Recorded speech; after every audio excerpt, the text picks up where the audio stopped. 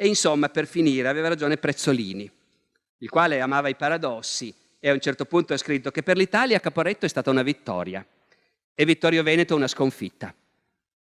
Caporetto ci ha fatto bene e Vittorio Veneto ci ha fatto male. Caporetto ci ha innalzati, dice Prezzolini, e Vittorio Veneto ci ha abbassati, perché ci si fa grandi resistendo a una sventura e espiando le proprie colpe, e si diventa invece piccoli gonfiandosi con le menzogne e facendo risorgere i cattivi istinti per il fatto di vincere.